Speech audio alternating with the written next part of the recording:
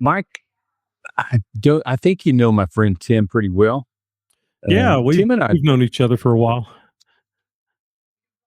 travel a lot of places together. For those of you that don't know, it's Tim Jones.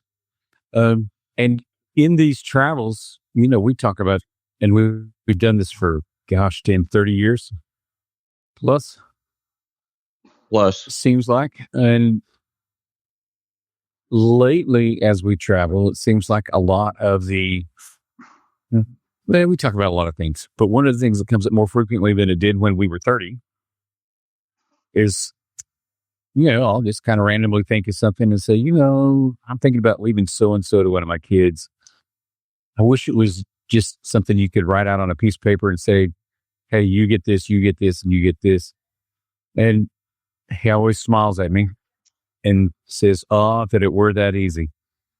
That's not actually something Tim says, but that's the effect. But we were talking the other day, and I think Mike actually posted something and talking about estate planning, that you've done it several times. And, Tim's always, because here's the true confession time, I haven't done any. So, and I don't even know what that means and what that looks like. And I think Tim and I were talking about your post that there's probably a lot of our friends that may find themselves in the same position. And it's not through negligence. It's not through apathy. It's not, I just don't think about it. Just hadn't gotten there. And so welcome to Ask Mike. And this morning it's probably Ask Mike and Ask Tim. You guys both have experience doing this, right? I mean, I'm not saying that like you put that on a resume, but you've both done this at least once. Mm-hmm. Oh, yeah. So I thought it would be good to get you guys to help. You can use me as the guinea pig if you want to. I'm used to that. Yeah. But talk to me and tell me, for somebody that's never even, I honestly don't know where to start. And I just thought it would be good. Listen, we're not trying to be macabre. It's October. Let's do an estate planning. But I do think it's important that I think a lot of our friends haven't thought about it. We're just busy. Life happens and suddenly here we are. So I'm kind of looking for good ideas. I'm looking for best place to start. Can I do this myself? I just threw a bunch of things out at you. But Mike, how many times do you say you've done this? It's like 3? Yeah, 3 times. Plus planning my own estate. So 4. Picking up the pieces for other people in the family. Right. One of those moments. And I know, Timmy, you've done it at least a couple of times. So you guys tell me, it's such an awkward feeling thing for, when I was in my 40s and somebody said, hey, you're going to be a grandpa, I felt old then. But thinking about estate planning, number one, it makes me feel old. But, I'm trying to give one of you guys a good place to start. It's one of those things we all get to deal with at some point. Well, you never have to give me a place to start. You always know that I can start pretty easily.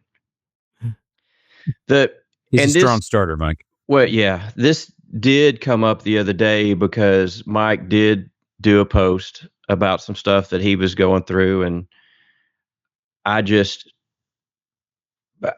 thought, man, that's actually a great topic, because I don't think there are enough people that get this done like they should. And I want to try to at least give some life experience to some folks so they understand how easy it can be for them to do that kind of stuff. The disclaimer obviously is I am not an attorney. I don't pretend to be an attorney. Everything that we are going to talk about is just completely from our own personal life experience.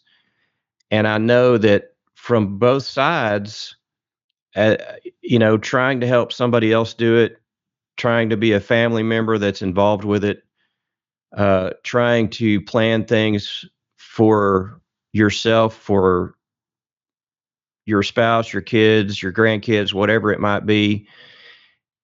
It's just not that hard to do. And I have to tell you that if you don't do it, these days with the government and the people that can get involved that we don't necessarily want involved, I think that it's a necessity, and I am probably going to step on some toes, but I've done that before. That's okay. I think you're being selfish if you do not make plans for your own death so it's easier on other people later on. Well, Mike, first what do you thing I'm think? going to say is, Oh, go ahead. well, I'm going to jump in first. Don't worry, Mike and I talk about a lot of stuff that we are not experts at. it's, it's kind of who we are. But I do want to make sure that we say, yeah, legally we don't speak with authority. This is just life experience. So, Mike. Yeah, I really just think that it's not that people are too busy. I think it's just hard for us to face the glaring fact that we are going to die. And unless the Lord comes back first, that every single one of us are going to die. And we just have to figure out a way to make this a type of thing that there's less emotion involved in the estate planning, and there's less emotion that goes into communicating with all your loved ones, going both directions. You know what I mean? Because like I've done that with family members who have not had wills, and I've done this with family members who did have wills, and it's a whole lot easier if they've got a will and some kind of plan in place, and and it's a lot less expensive because the ones without wills, one cost me out of pocket about 15,000, the other cost me about 25,000 in terms of attorneys and things of that nature to get things taken care of, because then you've got to go through a whole prolonged process. But I think also it's the fear of not knowing what to do. It's like telling someone to wash an elephant and they don't know how to wash an elephant. You know what I mean? And you just got, it's like they're go, what? But what am I supposed to do? And so hopefully in this, we can give you some ideas and point you towards attorneys to see what items that you might be able to ask questions to the attorney about. What legal devices do I need to put into play to make it easier on the rest of my family? And like for my son and I mean, I've got kind of a dark sense of humor, and my dad's side of the family was all Yankees. And so Yankees kind of have a really blunt approach to death. They really do. They just do. I mean, it's just, I remember my grandmother calling and saying, hey, I'm probably going to die in 6 months. And she was truthful. She said, so y'all probably need to come up here because I'd rather you come up and see me now. And then just, if you can't afford it, just don't come to my funeral. That's how Yankees approach life. You know what I mean? It's just a different world. So, I give my son what I call the death file, and he has the death file, and it has like 25 folders in it that list everything, and he knows what to do. And guess what? I have his file. Because you don't know, if he and his wife go on a vacation somewhere and they leave the grandkids with the grandparents, and we hate to think of it, but it can happen. Something happens. We need to have tools in place to say, what do we do with the grandkids? How are the grandkids taken care of?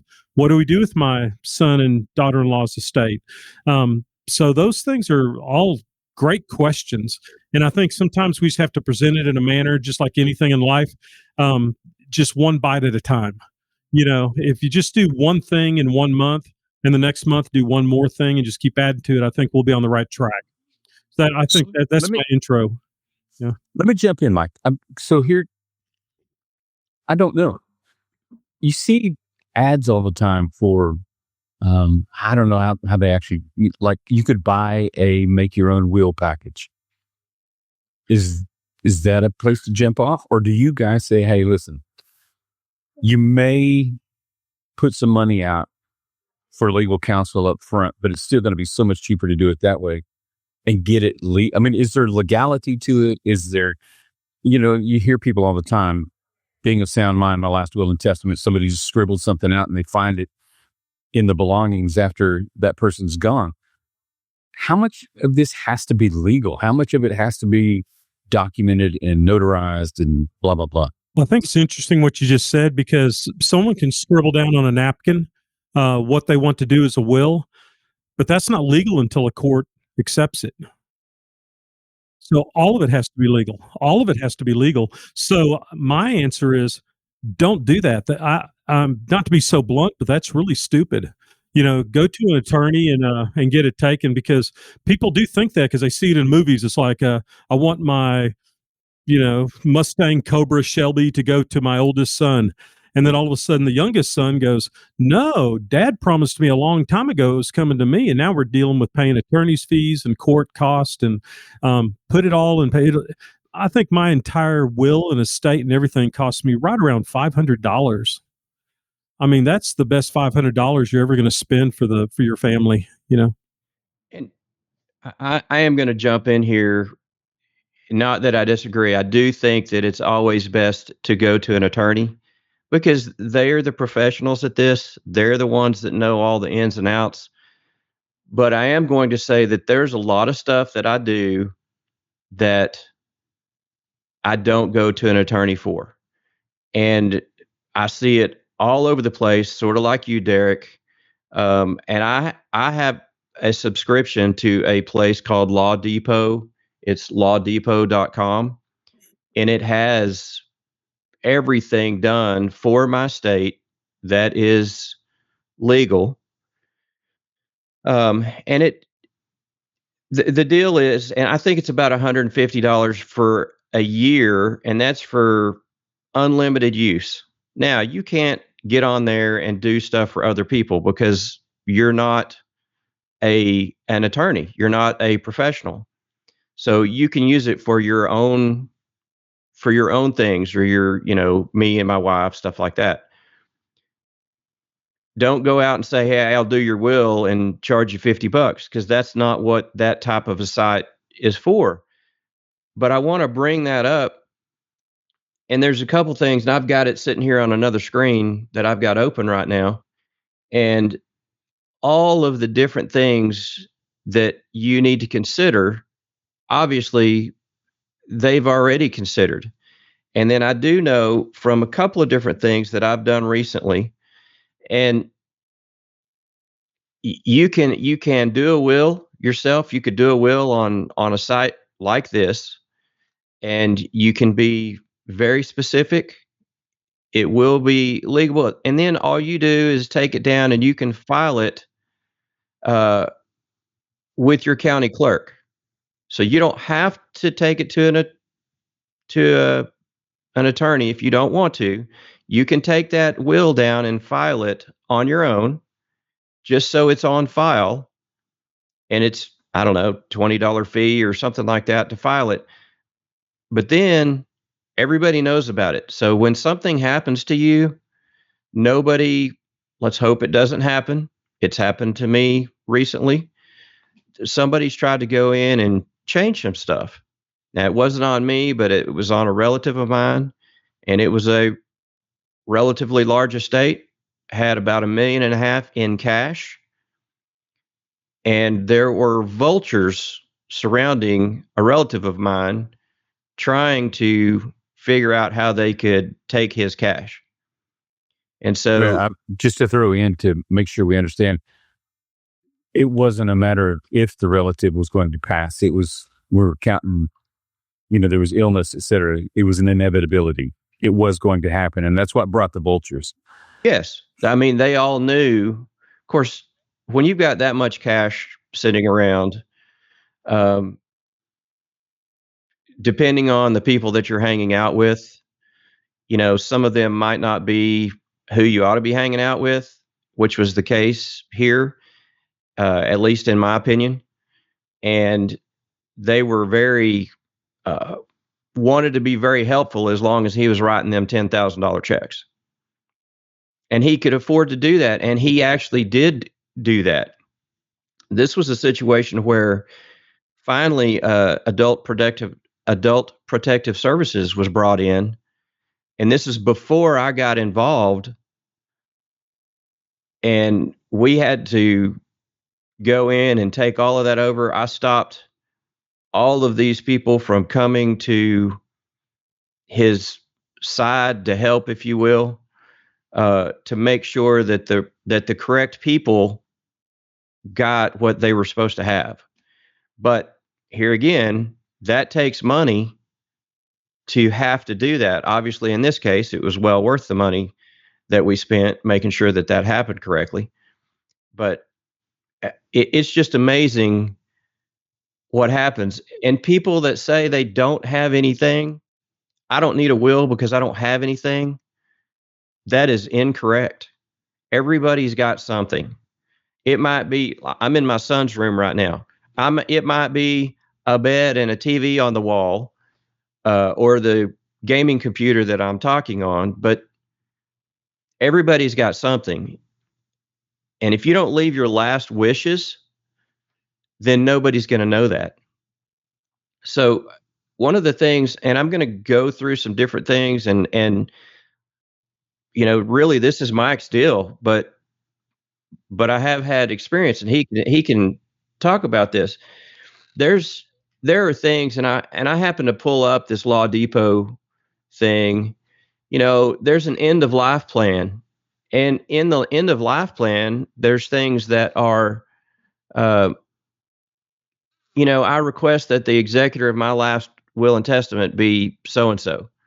So you can decide who's going to handle it. You can decide how it's going to be announced. In other words, people don't think about that. How do you want your death announced? Do you want it on Facebook? Do you just want it in the paper? What is it? Here's another good one. Do you want to be an organ donor? So there's people have different opinions about that. My personal opinion is, if my organs are still good and I can help somebody else, then great. I'm going to be an organ donor and try to help as many people as I can. Now, when the time comes, they might say, yeah, your organs are all toast. Thanks anyway. Yeah. We appreciate the thought, but we don't want anything from you. But I don't think that's going to be the case. And then what are you going to do with my body? Is it going to be a burial, or is it going to be cremation? What are you going to do with the body? If you want to decide all of these things, you have to write it down and tell somebody. And then the services, do you want any services or not? So many times, services are not for the dead, and this is my opinion. They're for the people that are still living. The people are already dead. And death does not scare me because of my faith, but sometimes services help other people with your death. And I know that everybody's been to funerals. Y'all know what I'm talking about when I'm talking about that kind of stuff. But there's not only is there a will, so there's an end of life plan, and then there's all sorts of, you've got medical power of attorneys and life power of attorneys, things like that. And if you don't know what that is, there's a certain person that your medical power of attorney is something that you need to consider, because I don't know, I don't want to be hooked up to a machine if my brain waves are not working.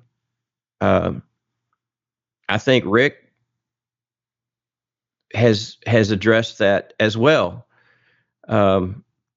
Mike, what do you feel about that? Yeah, it's so extremely important to communicate all that, because if you do things in the right order, then you don't even have to probate the will. My mother was a great example of that. She had it set up so well that we took the materials, and I was the administrator of the estate or executor of the will, and we took it down to the attorney that she used, and we showed it to him. He said, okay, we're gonna have to get this on the docket, I guess, to probate this will. And he looked through everything, and he said, oh no, so this is all taken care of. So there's no need to even, said, he goes, I'll file the paperwork, said, but that's all that needs to be done. So if you don't tell the people left what you want done in all aspects of the remainder of your estate, and you as the body and etc., then you're just opening up a whole can of worms for all those people to oh my gosh, it's like then they'll just be arguing or whatever. And I'll tell you a good example of that. My dad had it set up to where everything was taken care of down to whatever gauge steel the coffin was, And so, and I hate to say it this way because, a shoe salesman sells shoes. That's what they do. But you go to the funeral home and you deal with them, and they're good people. I'm not saying this to disparage anybody, but their job is to sell. Okay. So you go and say, oh, do you really want your father in this casket? We've got this higher line casket that we've got right here that's this much more. And it was kind of comforting just to go, no, this is exactly the model he said he wanted. He made it very clear this is what he wanted. And then they go, okay. But their job is to, and because people spend more money than they should, this is going to be really blunt, on weddings and funerals, because it's very emotional. So they spend lots of extra money on it, and there's no need in a funeral situation to do that. So we can go through some of these things that have to be set up, and some of them are legal documents that people might have heard the term before, but they don't necessarily know what the legal document is, Right. So let me stop you there because I'm going to say, listen, we're trying to help people that might not have made this plan already or even started thinking about it. You guys help me understand, what do you mean probate? Exactly what, and I realize a lot of people know, but I don't. Tell me what probate means. Well, probate is when you file with the court and it goes in front of a judge, and then they look at the documents and they pretty much they stamp them as approved legally by their court. And I'll give you a really good example of how this can blow back on you. Personal story about my brother. He passed away a couple years back at the age of 59. He was my older brother by 13 months. And so he did not have a will at all. I mean, everything was just up in there. So we get an attorney, we start going through all this stuff. And you want to talk about a blast from the past. He divorced this lady 25 years earlier. Okay. So go with this story. Then my brother wouldn't accept it. So he refused to sign the divorce papers she had drawn up. So 4 or 5 years after they separated, she went to the courts and said, my ex-husband, whatever, my husband at the time, I suppose, said, has refused to sign the divorce papers. It's gone through the certain amount of time. And the judge ruled that, yes, these divorce papers will be held as legal documents. So flash forward now to Mike Lunny's taking care of the estate, and we're selling some land of his for $50,000. And we get a buyer for it. There's the winery next door that the winery wanted that property to build onto up in Wichita Falls. And then all of a sudden, her attorney pops up, and in her divorce decree, that she was supposed to get 100% of any proceeds from that land.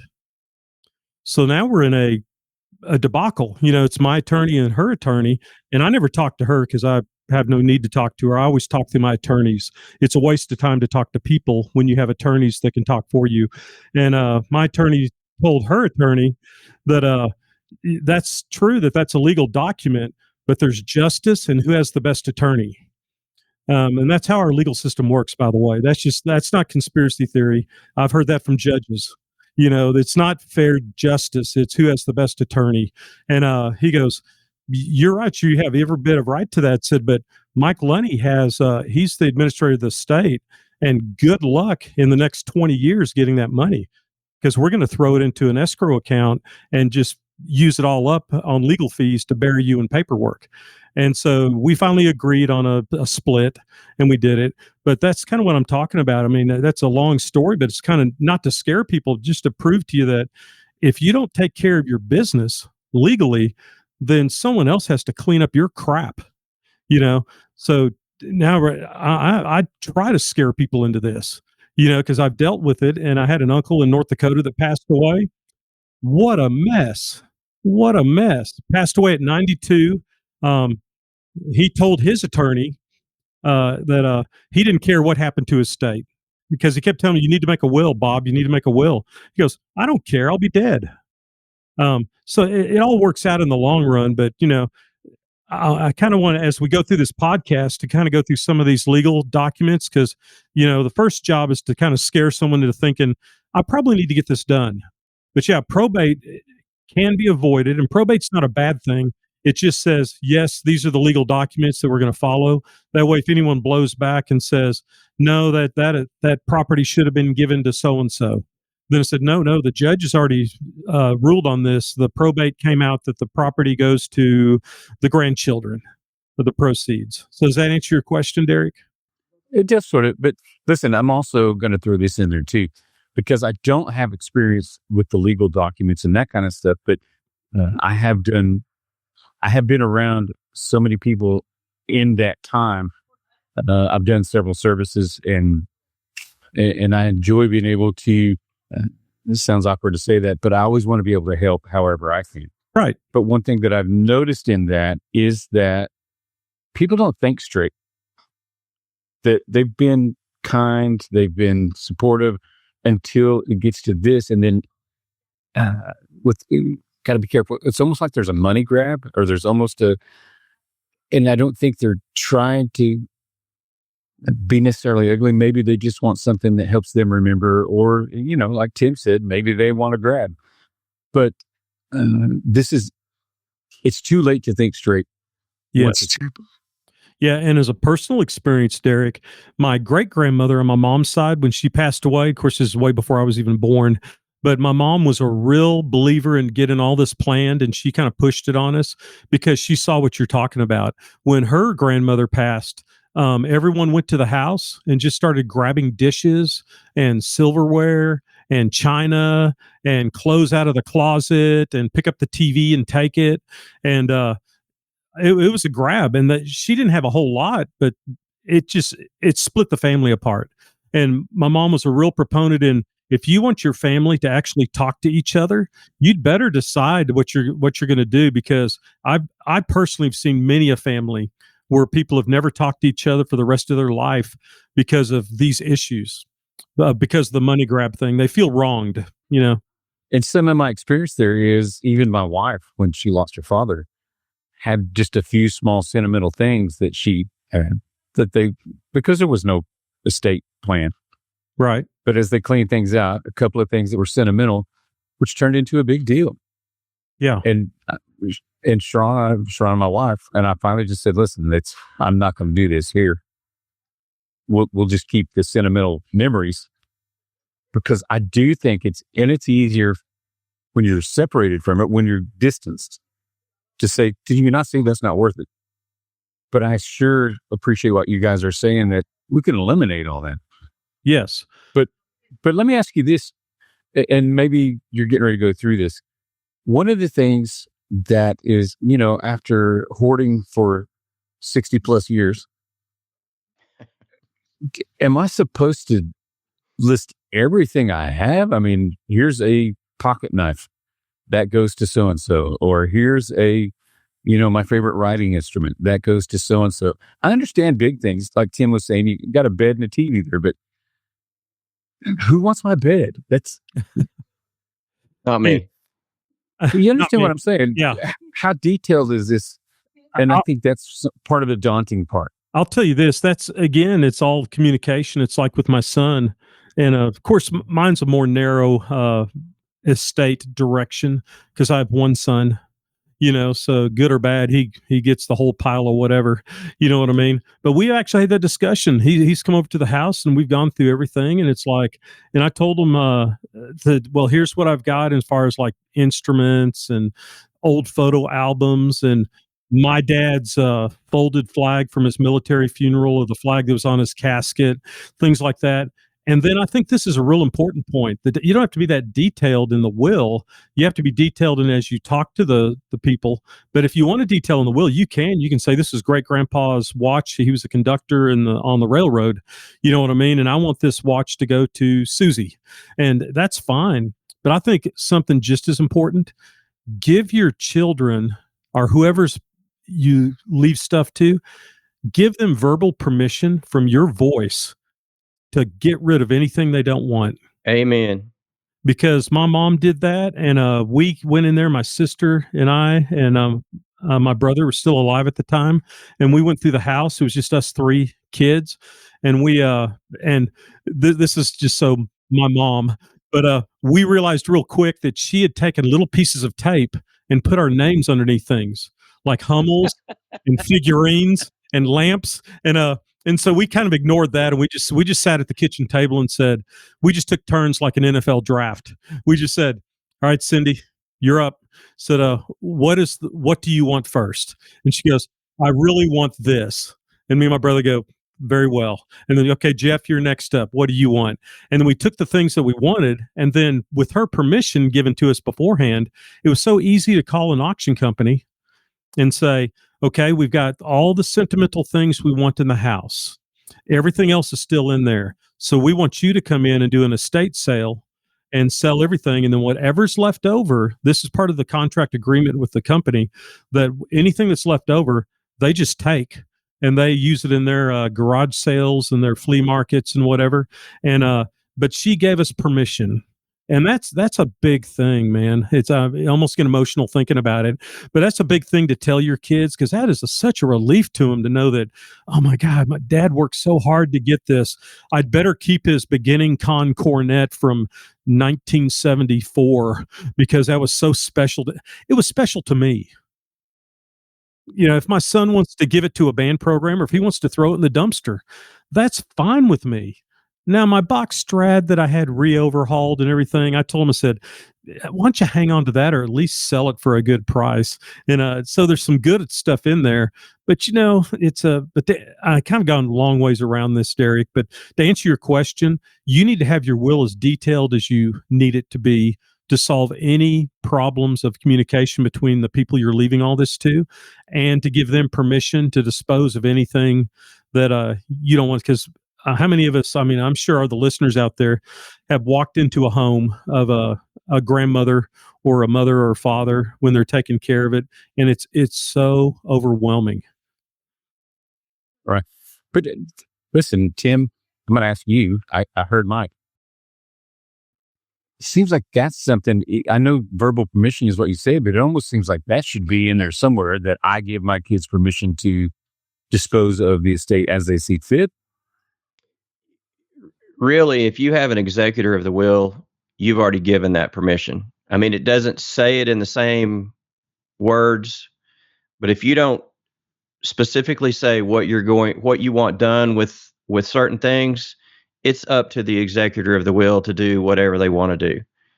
And I totally agree with Mike. It can be overwhelming when you're walking in to somebody's house that, and obviously they've been around for 70 or 80 years and they've collected a bunch of junk.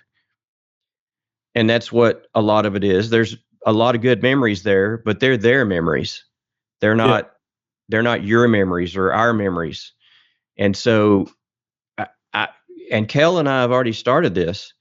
We've started getting rid of some stuff now, because stuff that I kept that was my mom's, my kids, my mom died before my kids were born. My kids don't even know, it was a grandmother that they never even met.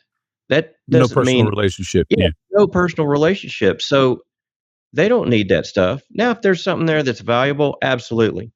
But all of the knick-knack stuff, and my mom had a doll collection from all over the world, and it's a pretty cool doll collection if you're into that sort of thing. And she's got dolls from nearly every country, from 75, 80 years ago, and they're handmade, stuff like that. But that's not going to mean anything to my kids. I need to find somebody to give that to or sell it to. I don't think it's worth anything. I think it's interesting, but nobody's going to care.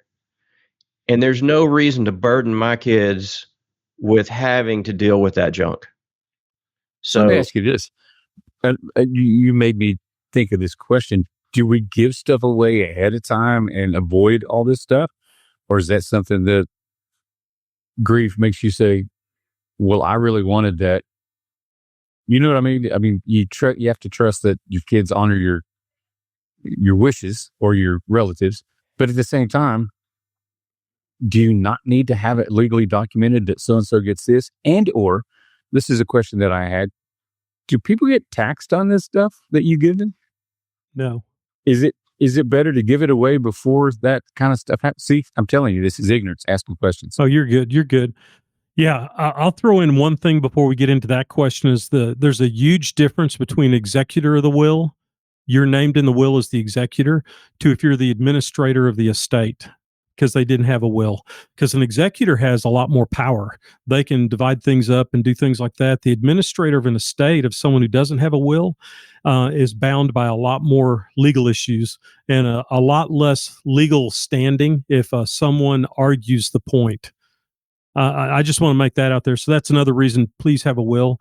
But you're talking about taxed on things. We talk about not a just off on a tangent, but we talk about how if you want to give money, let's say to your kids in the IRS right now, in the federal government, you can give up to, I think it's like $10,000 a year where they don't have to claim it as income or whatever. And so people kind of freak out about that. And they say, well, I'm going to give part of my estate each year to my children or to whoever, and if you're like the remainder of the husband-wife team, you know what I'm saying? You can do that. But you know what?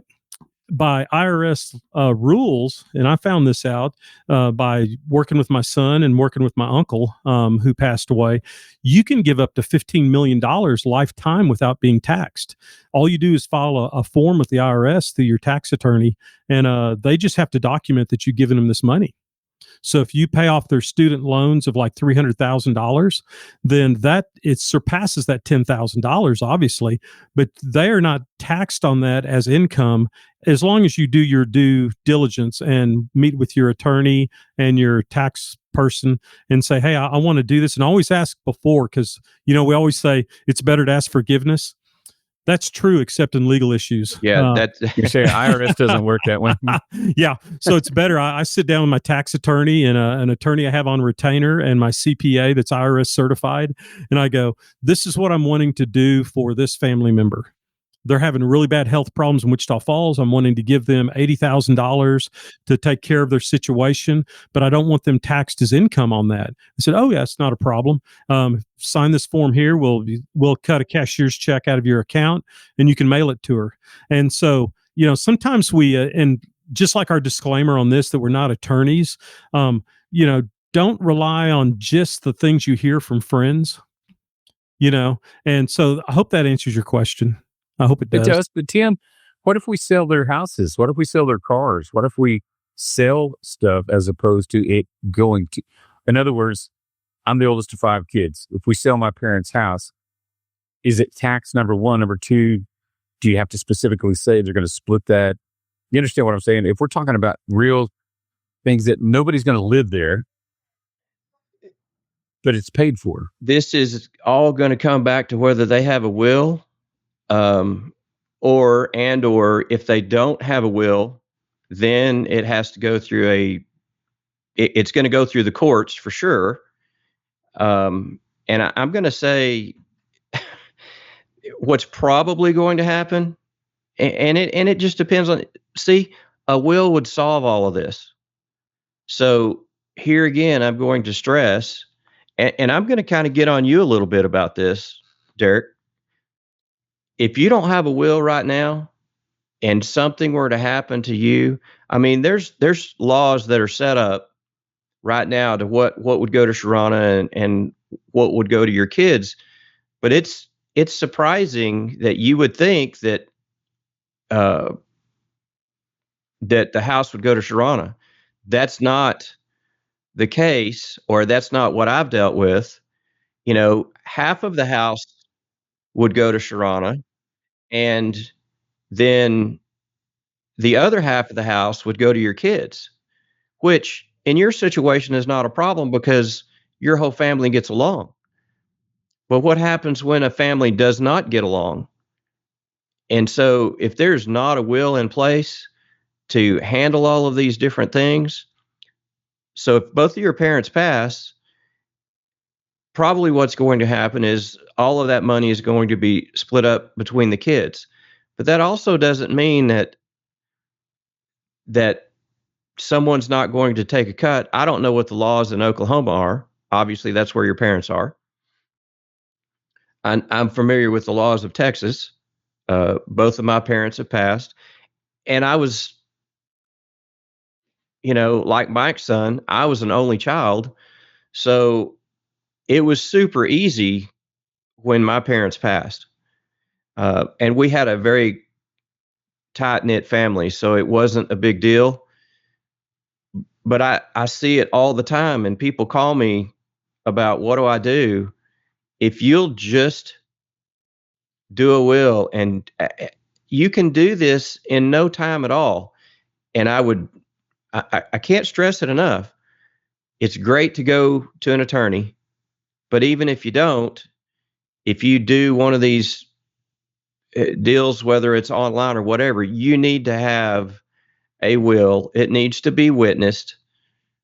It would be even better if it was notarized, because witnesses can manipulate things, and it has to be a certain witness.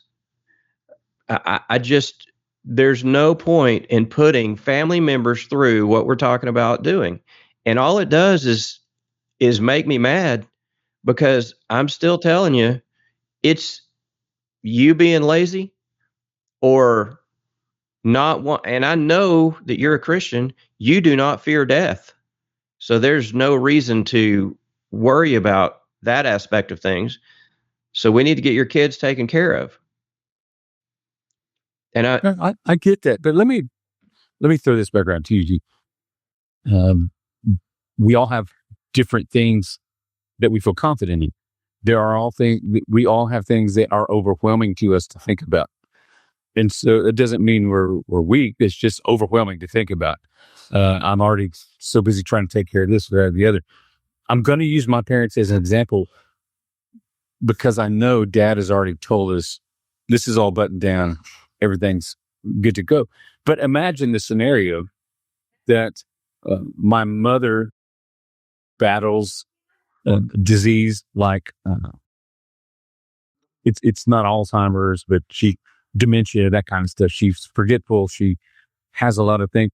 So imagine if Dad passed first, and then whoever's closest to Mom is trying to say, Mom wants this, Mom wants that, when Mom doesn't actually know what Mom wants. That's why I say, yeah, you guys are spot on. This needs to be handled. Because, some families are scattered to the four corners of the earth, and we all have a snapshot memory of what we remember or what we think, or things that are sentimental. And when we're climbing through the grief process is not the time to go, I should be kind, and I don't think we should trust that everybody's going to be kind and understanding and cooperative. So listen, Tim, I get it. It needs to get done. My side of it is simply, it's just, for me, that's why I asked the question, how much minutia do I have to climb through to make this happen? Or do I just pick the big things that I want to make sure get taken care of, and the rest of it, have a campfire? I don't care. Well, let me ask you this. So what's wrong with, and I understand if you're going to an attorney and you're paying an attorney to do this, but if you're going to go through like a Law Depot or some other site like that, what's wrong with going ahead and establishing a legitimate will and getting that done quickly for just the main stuff? And then if you want to go back and change it, you can go back and rewrite it and be super detailed about it if you want to, because it's not really costing you anything to do something like that.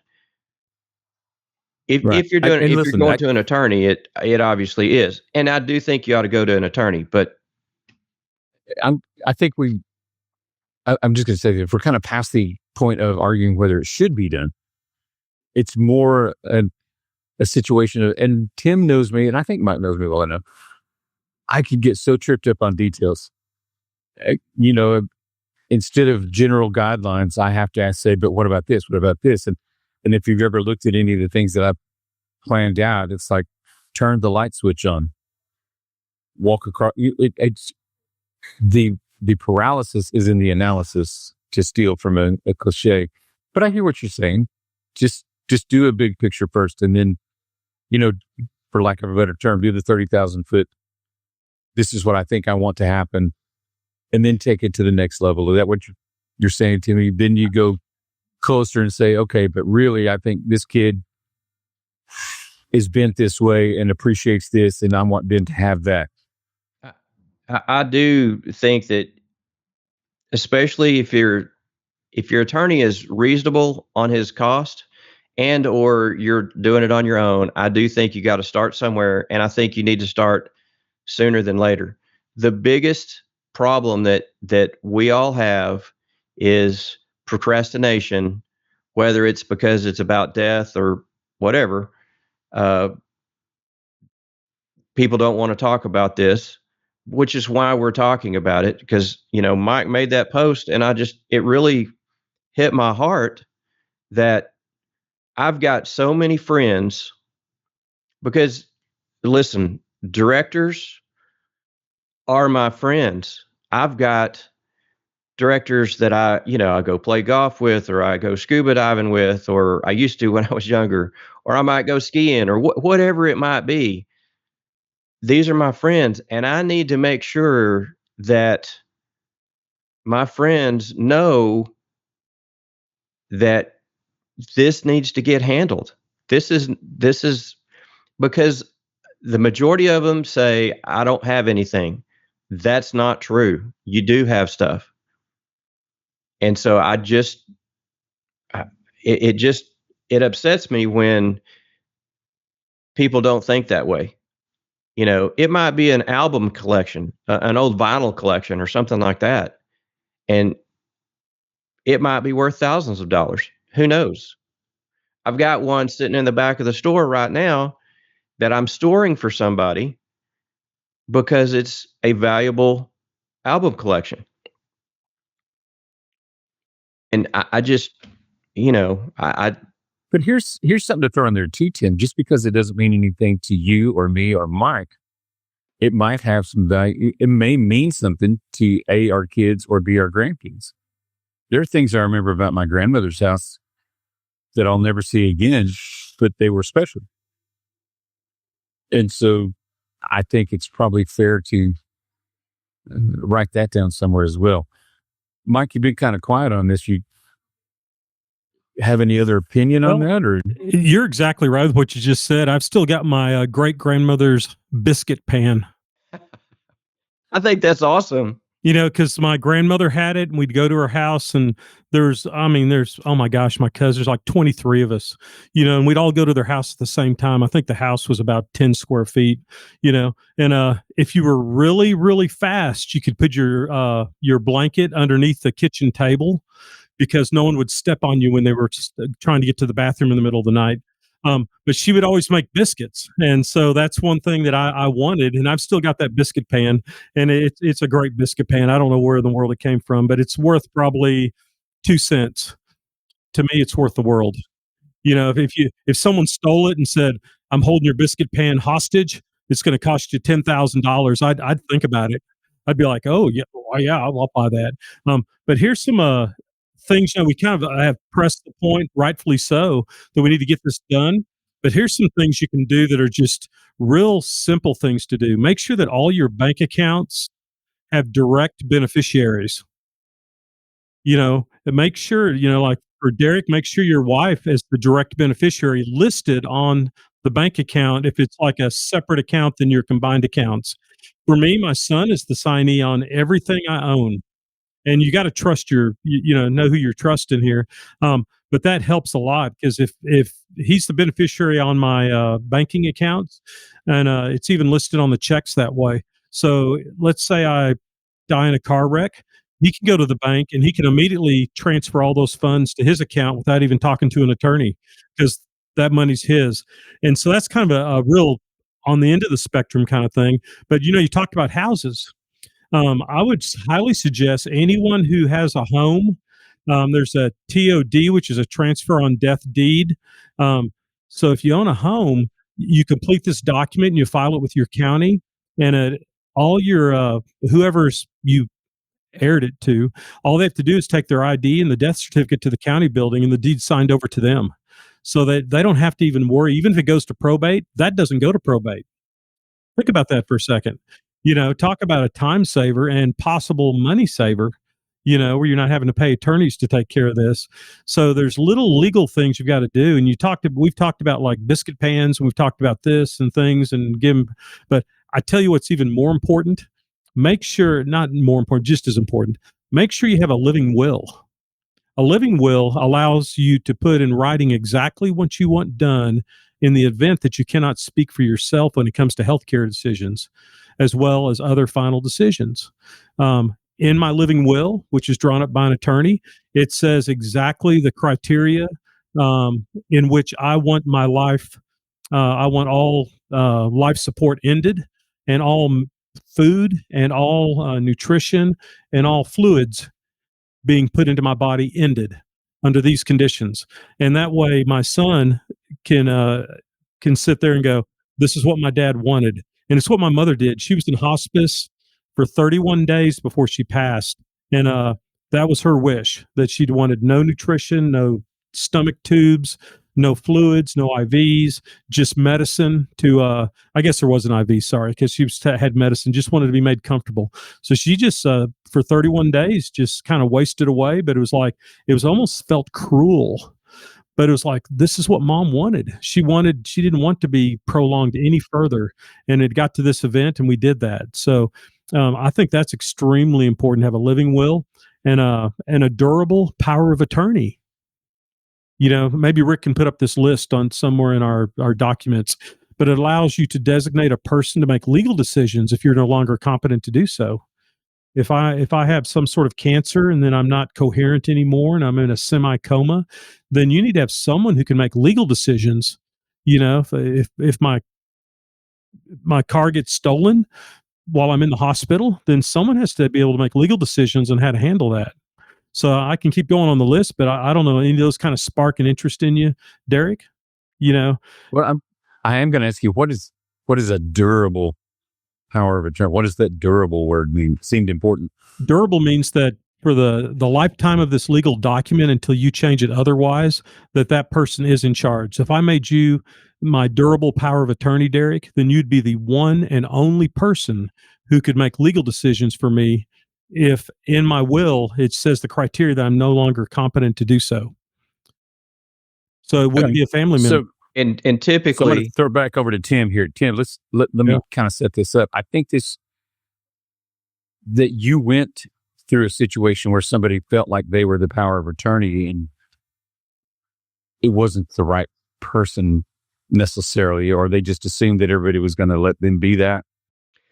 Well, we just in the setup that we were talking about with the relative that had quite a bit of money, what we ended up doing is we were setting up a medical person, and the medical person that had the medical power of attorney was somebody that was actually local, that was in that particular town, because they could make decisions quicker, because they could actually be at bedside when that needed to happen. And then I was setting up as more of a guardianship. And so I would have control over the estate to make sure that all of the money from the estate, that nobody got a hold of that. And that when death did finally occur, that it would go to the right people. So all I was trying to, and by the way, I wasn't getting a dime, just out there so that nobody thought that this was all about me. It was not about me. It was about what was doing the right thing, and getting it to the right people, the right relatives that he had that should Immediate rightfully family. Get that money. Right. Yeah, it was family. But so we actually, in his immediate family. Yeah. Yeah, but as opposed to, he was never married. He never had any children. He was, 75, 78 years old, something like that. So, and his parents were dead. His brother was dead. And so all of this ended up, it needed to be, because the only relatives other than myself, which was just like a first cousin, in the order of things in Texas law, that money would go to his brother's children, which is what we made sure happened, because we had all these other people trying to get him to change the will when he was not coherent, or didn't have, he went through a lot of that same stuff, dementia, things of that nature, as his cancer progressed. And so the power of attorney that Mike is talking about, the medical power of attorney, is a different type of power of attorney. A medical power of attorney is just medical decisions. But listen, this is just my opinion. Here again, all of this is just our opinions, not legal. But don't pick an old dude to. I'm serious. We're all old. Don't pick another old person, because your power of attorney person might die before you do, or they might be having dementia or something like that. I'm not trying to make light. It's kind of funny. I've got to jump in on this because this is hilarious. I thought it was a good deal. My parents had their will set up, and my brother, sister, and I were supposed to go to Uncle Don if anything happened to them. Yeah. And when later on I found that old will that had already been superseded by a new will, and Uncle Don at that time was 80 years old. So I went over to his house and I handed him the will. I said, Uncle Don, said, Mom passed away. Yes, she had. And so it's kind of a dark sense of humor. I go, so which room do I live in? And he read it. He goes, what do you think? He just died laughing, and he goes, that sounds just like Carol. Yeah, because she never changed that part of the will that he was supposed to take care of us kids. But, I was already, 58 years old at the time. Right. So, keep up with your will, keep updating it and get it renotarized, because what you think is important, when you're 35 is going to be a whole lot different than when you're 60. Agreed. I think one of the things one of the points I was trying to make, and listen, who am I to make the point if I don't have a will? But yeah, shame on you. I'm just saying that Will shaming. that people don't think straight when it comes to some of this stuff. And I don't care if it's, if the people we're talking about are still alive. People get weird about weird things. Yeah. And I hear stories all the time, and I've actually seen examples of I just don't understand it from my perspective, why we choose that time to hate on each other, or everything emotional bubbles to the surface. And so I'm validating what you guys are saying. I can certainly see that having it all spelled out, written out, and taken care of ahead of time, whether we appreciate how it happens or not. In other words, well, I sure wished I would have gotten that. And I think that's a terrible thing to say, but I think it happens. Yeah. Oh, you're right. Or I'm so much closer to my parents than brother X, and why did brother X get anything? Because that's our emotions and our pain projecting out on other people. Yeah, and money is definitely it's a powerful tool. I mean, there's a reason why in the Bible there's more mentions of examples of money than there are love. Yeah. Even God knows. And I get it. God knows that money, but it's a situation where it'll divide families. So you've got to take care of this so that you can kind of tap it down a little bit, Right. And nobody wants to listen. Well, let me rephrase that. It's harsh when you hear your friends say you're selfish because you haven't gotten this done, but it is inconsiderate. It is avoiding the inevitable. It is why. Did you ever discipline your children and say, why did you do that? We all knew what the outcome was going to be. Yeah. And they really don't have an answer, and they just kind of look at you like, I don't know. Yeah. Well, it's a terrible thing to think about when you pass and your kids are all sitting around going, why didn't he take care of this? And, they just see the specter of me hanging and go, oh. I think that would be horrible. Now they're going to come. They're going to come back and watch this and go, yeah. And I tell you what, there's two ways to find out your entire family tree. One is to ancestry.com and do DNA testing. The other is to publish in some news report that someone in your family died. And everybody is related. When my uncle died in North Dakota, I had communication from people in Ireland because I'm only third generation Irish. And so there's people that I used to see at family reunions when I lived in Germany as a kid that I got communications from. Said, oh, we hear that Uncle Bob passed away.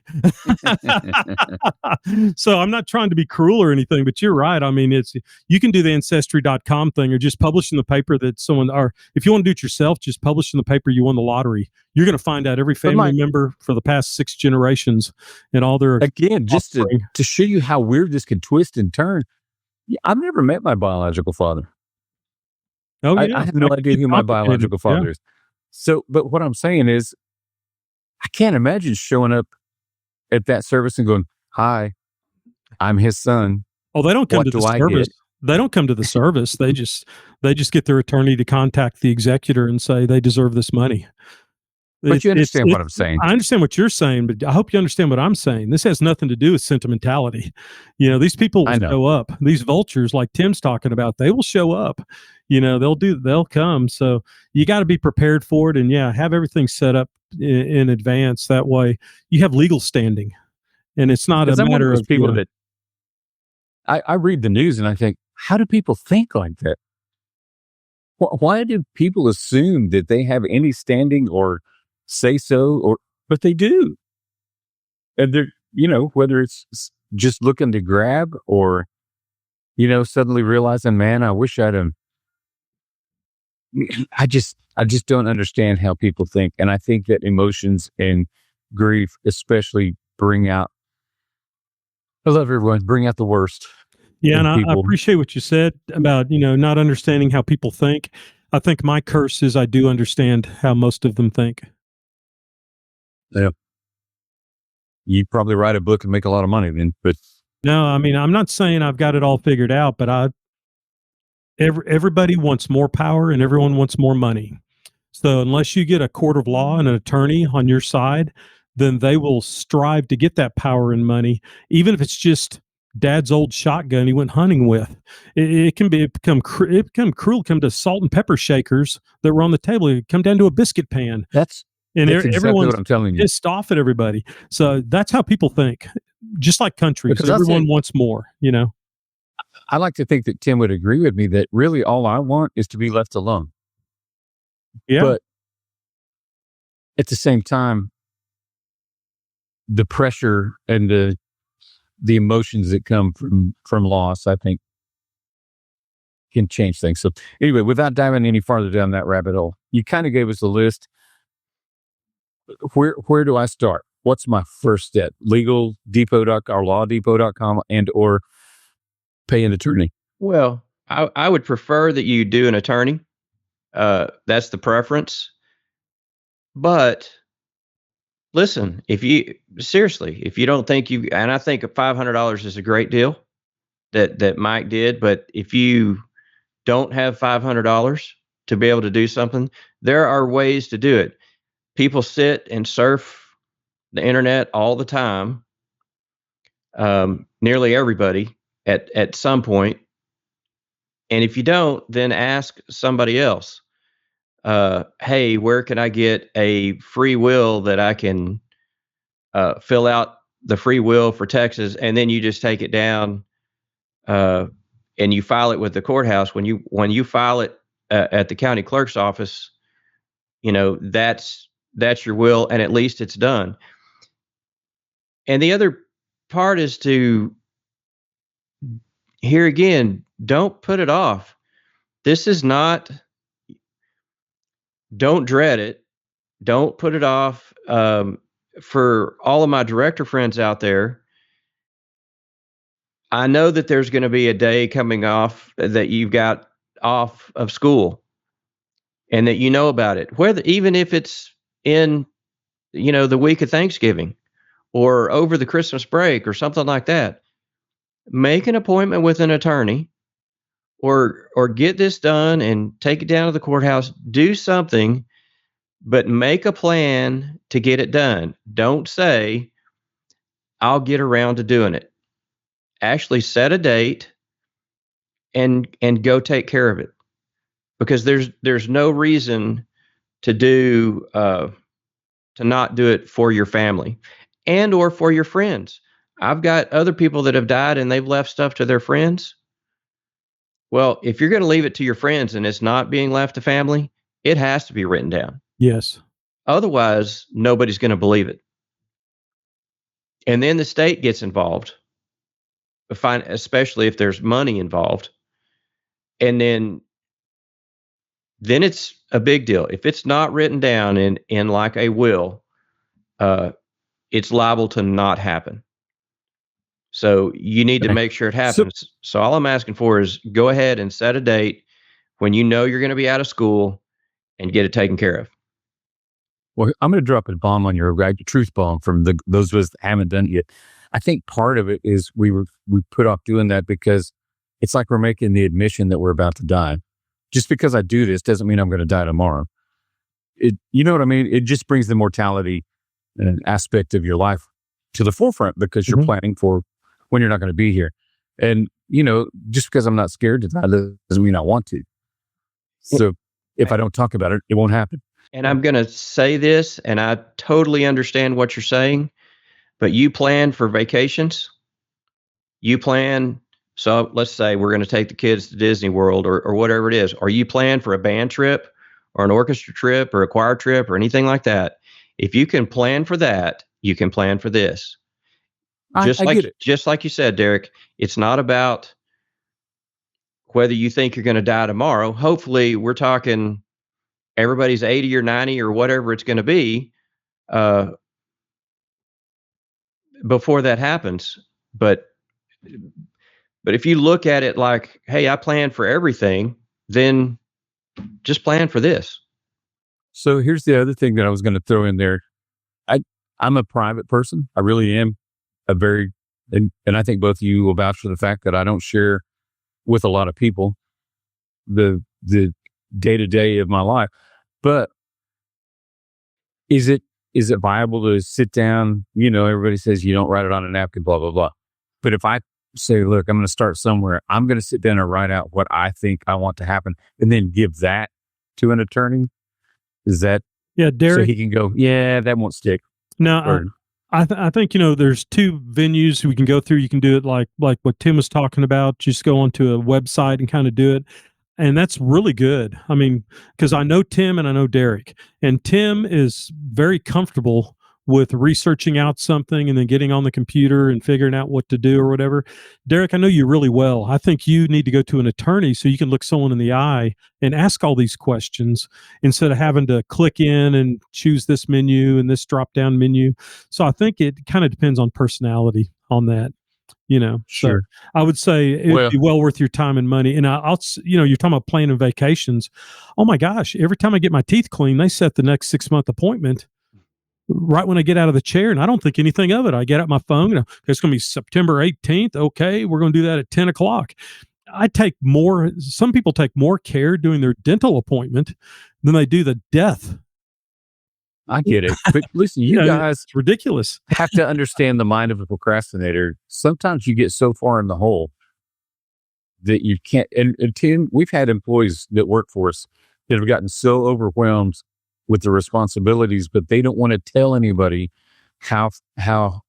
what a bind they're in, that by the time it comes to light, we just look at each other and think, this could have been fixed.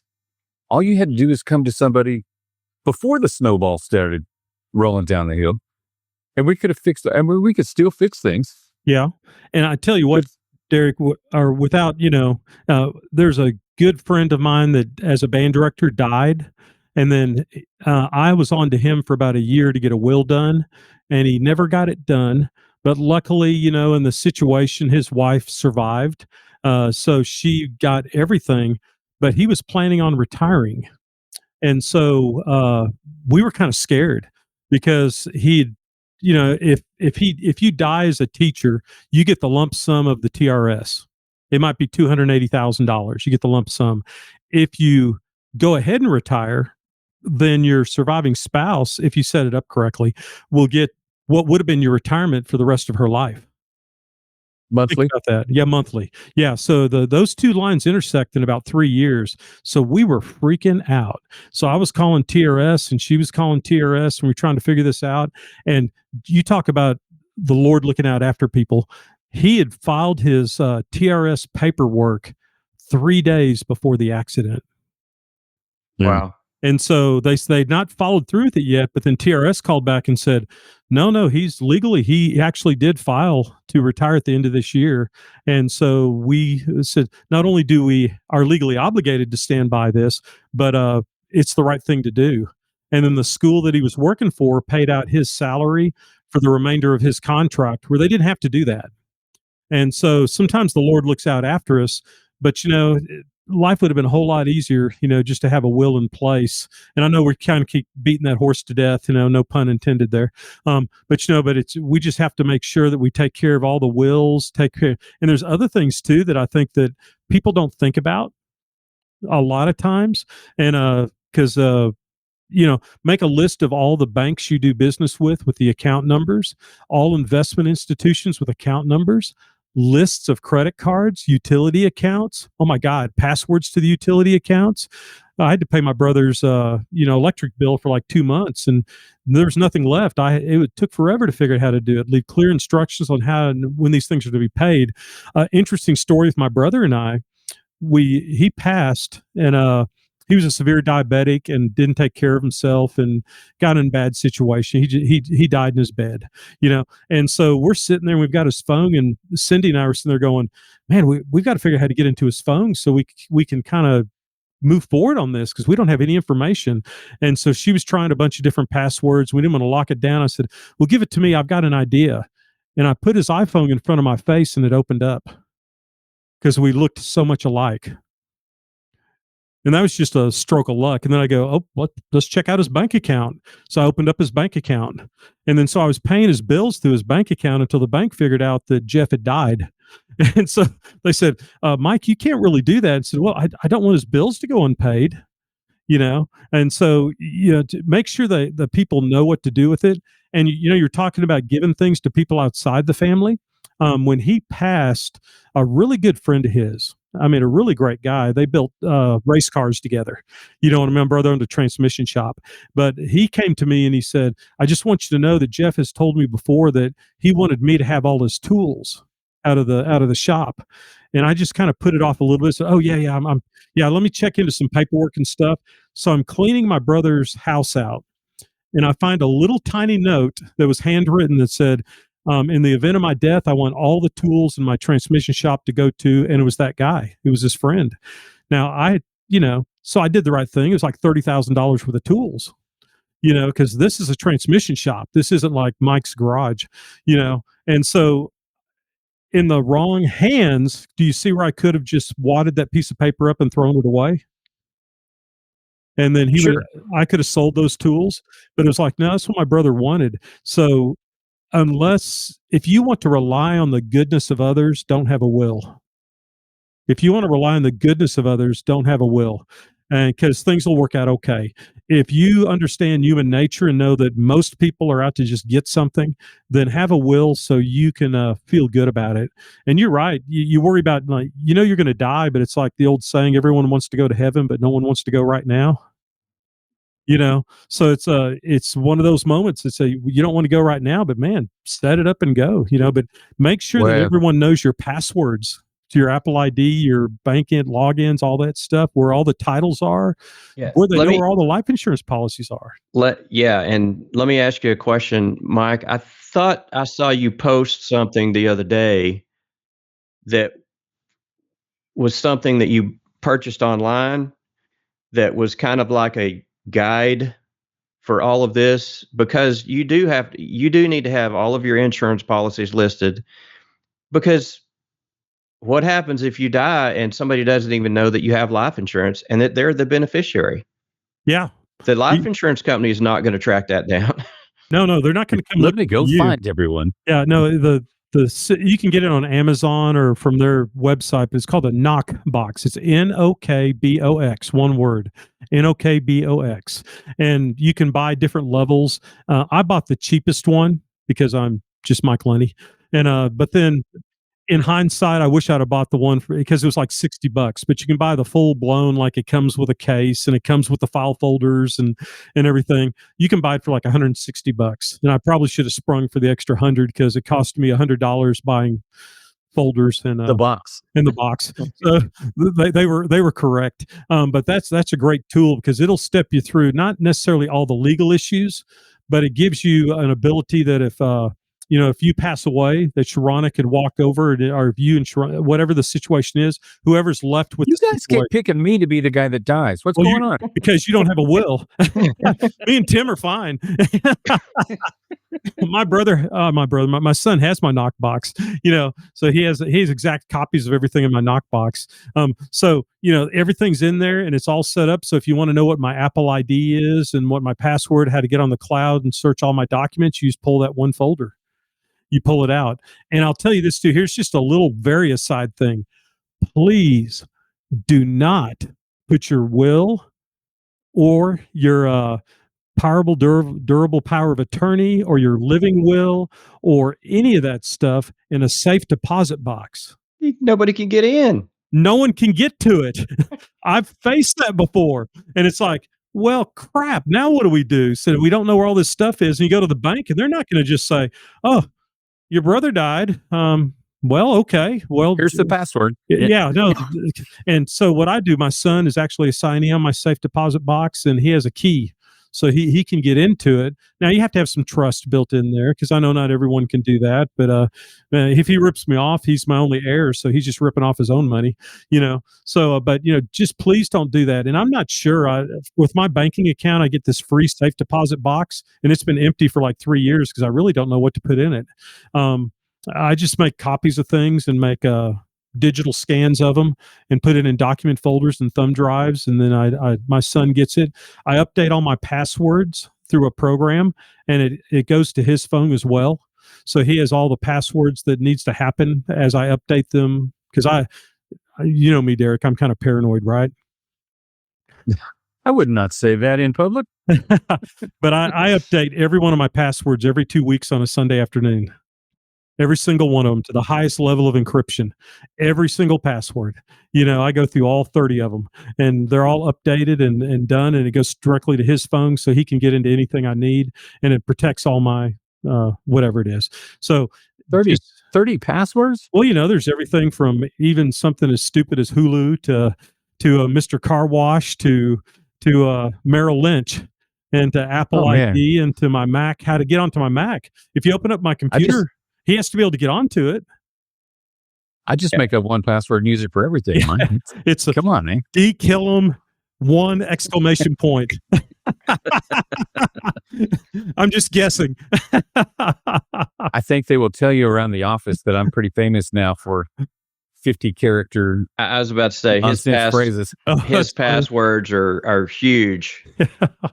And another little aside, I was judging the Big Country Marching Festival Saturday, and we were using Wiley ISD iPads from the band program to do competition suite as judges. And one judge, his iPad logged off, and then we had to have the 6-digit passcode to get in. And he looked at me, he goes, "Man, we don't have the passcodes. Are we going to have to stop the next band before?" And I go, This is Wiley. And he goes, "What? This is Wiley. The passcode has to be 1, 2, 3, 4, 5, 6." And he goes, "Tink, tink, tink, tink, tink, tink." It opened up. So I felt like a sophisticated computer hacker out of Saigon at the moment. You're saying there was the Mission Impossible theme going on behind you. Yeah. Every password I think in Wiley ISD is either 1, 2, 3, 4 or 1, 2, 3, 4, 5, 6. So there's information for you hackers out there. Go for it. I don't work there anymore, That's so funny. I don't care. But yeah, make sure that people know those things. Just for common sense, I suppose. And with titles to vehicles, I'll throw you one more. When you buy a car, when you get to a certain age, of maturity. Make sure that your car title is put into someone else's name as well, or you can actually, my car title is done as myself. On an event of death, it goes to my son. You can make your car title that way, so he doesn't. All he has to do is go with his ID down to the county courthouse and go, here's the deal, here's the whatever the title, and they go, okay, this is yours now. And he doesn't have to pay. Congratulations, you just inherited a car payment. Yeah, no. I pay everything cash, man. I don't have payments. I do not do payments. I learned that from my dad. The payments do not exist in my life. So he just gets the car, but he doesn't have to pay tax on it. Otherwise, they would tax him the blue book value of my stupid little Nissan Rogue. But if I have it on the title as he inherits that in event of death on my part, then he gets that car without paying anything but a $10 fee. Now, I didn't know you could do that. Yeah. So it's just little tiny things that I've suffered through with my brother and my uncle and my mom and my dad, good, bad, in betweenish. So let me ask this question. Is there a place that Rick is going to post some of these, just not an actual form, but just some of these, like, medical power of attorney, a durable power of attorney, a will? He just put it on the screen. We do this for everything. There's a Ask Mike page on the Intune Music website. Okay. Might not have known that. Surprise. Well, but that's where we put all of Mike's notes up there that when we're sharing, like his marching survival, I forgot what your Bible, but no, we do. The simple answer is yes. And it's on the screen right now if they want to follow that link. Yeah, and another thing that's on there, Tim, that I think a lot of people don't know, because I've gone through this with 2 individuals and actually received money from it. You can go to the U.S. government on the savings bond page, and you can enter information on the event of their death, and they will search if that person ever bought U.S. savings bonds, even if you don't have it in your hand. Okay. And then they will pay it. They will pay it. They will send you the money for it. And there was thousands of dollars of savings bonds that I did not have paper in my hand, but that's a real easy one. Another little thing to think about, because the time comes, we're all going to die unless the Lord comes back first, is get more death certificates than you think you'll ever need. I say that's a crazy thing to say that. Get 25 of them. It's cheaper to get 25 than to have to go back a month later, because the electric company wants a death certificate. Yeah, you know what I mean? It's ridiculous, but absolutely, you got to have a bunch of them. Because everybody, if he has any insurance company, is going to want a copy of the death certificate before they release funds to whomever the beneficiary is. The bank is probably going to need a copy of the death certificate. It depends obviously on the size of the estate, but you're going to just, if you have extras, put them in a folder. When you're buying them in bulk like that, they don't cost hardly anything. Yeah. Like the first one's $50 and everything else is $5 each. And I'll tell you what, like Tim said, hang on to them, because when my uncle passed at the age of 92, my dad had passed, let's see, that would have been like 20 years earlier than him. And I still had my dad's death certificates. So there was a life insurance company that he had a policy with that the proceeds went to my dad. My dad was the beneficiary. So it was a whole lot easier when the company called and said, hey, Richard Lunny is the beneficiary of this particular policy. I said, yeah, but he passed away in 2006. And they said, well, we're going to need a death certificate. And I said, I'll mail it to you today. So I've got 10 of them in my file cabinet. And I've got, my, and then one of them went to his mother, who had passed like 20 years earlier than that, like in the 80s. And I had her death certificates. So if you can go back and you can go to the county and you can talk to people and get things printed. But boy, one of those things, maybe that's what you need to keep in your safe deposit box. But those death certificates do a lot. And like if you have a family member who's been in the military, that DD 214 discharge papers, hang on to those, because they want copies of those and they want them notarized. And it is a pain, a real pain, but it's less of a pain if you kind of hang on to that stuff that you think is not that important anymore, because, dad passed almost 20 years ago. So why do we still need his retirement papers from the Air Force? You might need them. You just don't know. Well, I got to tell you, I appreciate both of you guys. Derrick's brain is spinning right now. We've done a number on him, Tim. It's not so much that. It's just, I do think that there's a lot of things to think about. But I think both of you would agree that your first order of business is to get started. We'll handle the details as they show up. Yeah. But if you don't start, you're just being selfish. So we'll just use Tim's terminology. Yeah, and Derrick, honestly, the place to start is to talk to the people that you're planning on leaving stuff to, because their responses to you might change how you do your will. You don't know me well enough to know that I don't care. If you don't want to, get rid of it. But, and that was facetious. But I would like you guys, as we kind of get towards the end here of the podcast, not our lapses, but I've got at least 2 more years. I think that both of you just have a heart for all of our friends out there that just, for whatever the reason is, and excuses, the saying, everybody's got one, or they're just uncomfortable or whatever. But talk to them real quick. Share, if you can finish up, wrap it up, encourage them, me. Let's get rolling. Let's make this happen. And I realize this is such a out there topic for, music educator help. But I think it is something that will help if people will listen and just get rolling. Agreed? Yeah. Absolutely. And it's not just about the, like the music educator thing. These are our friends. We're all in this together. We're on different sides. And when I say different sides, I mean, we do different things, but we're all helping kids. But, my oldest son is 27, and he's had his will and his life insurance and stuff like that buttoned up since he was 19. Now, he also jumps out of airplanes for a living, so that was kind of an important thing to have that buttoned up. But but the point is that the point is that this stuff needs to happen sooner than later. It doesn't matter how old you are. Sooner than later, it needs to happen. Yeah, just throw one more thing before we close.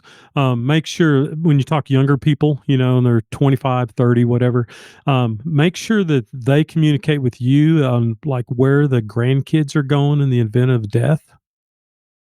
That way there's not any arguments later between grandparents. Make sure that everyone knows what the plan is on that. But, some people are like list people. So I would close with, first thing is communicate with the people that you're talking about as far as who you want to be the executor, who you want to have the medical power of attorney, that kind of stuff. Just talk to them. If you're not sure what all that means, then job one is talk to an attorney, and then get those questions and just do one thing. You know what I mean? And I'm a real strong believer. I just would hate to do it without an attorney, because I want the attorney to be able to answer my questions, and they know what they're doing in a court of law. Just the same fact, I don't want my attorney working my marching band. It's just not a good thing, because they have no earthly idea what I do for a living. And I think I sort of know what they do, but man, every time I talk to one of my attorneys, it's something new.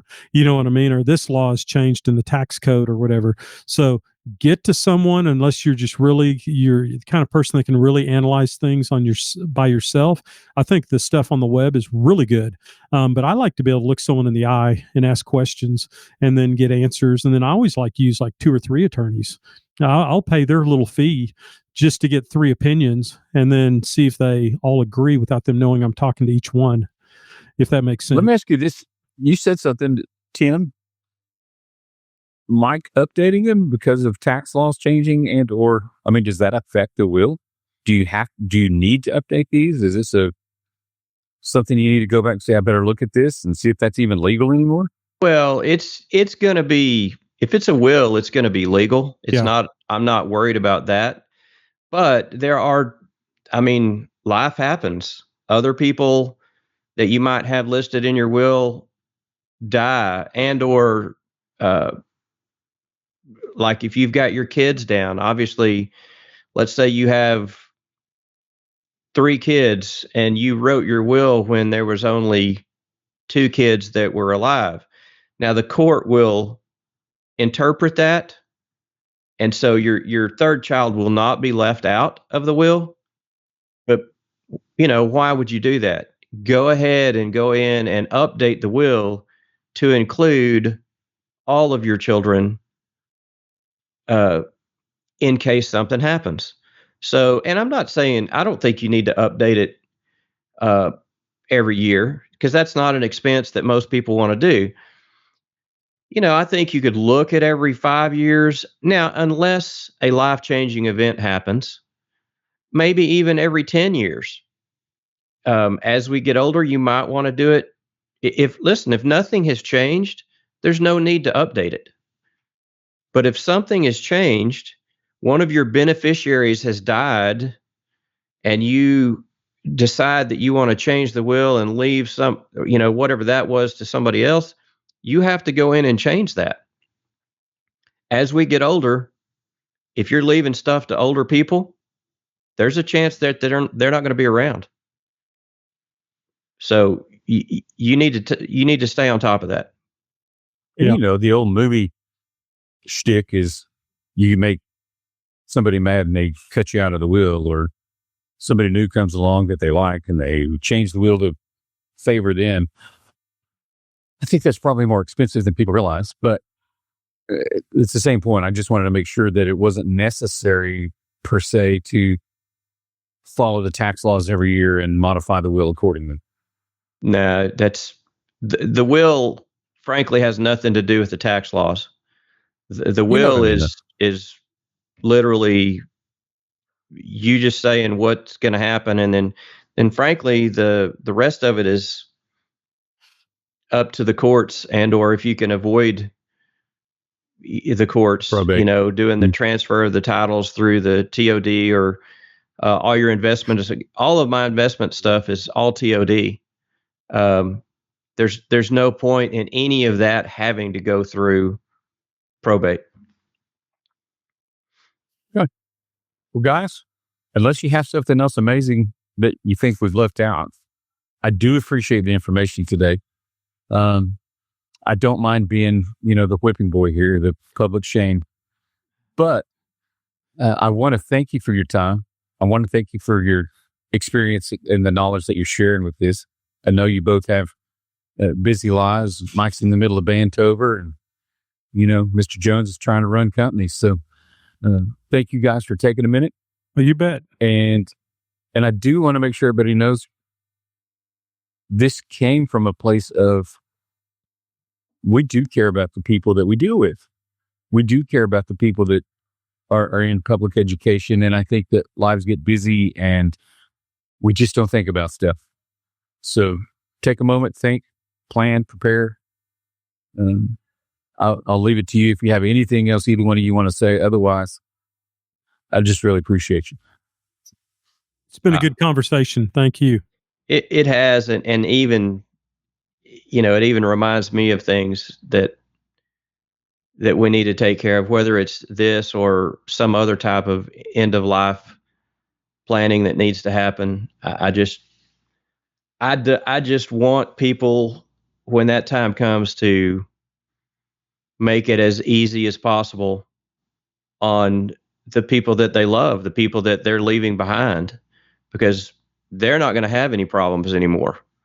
And it's all about the people that we leave behind. And I know, whether they say they do or not, there's people that they love and that they want to take care of.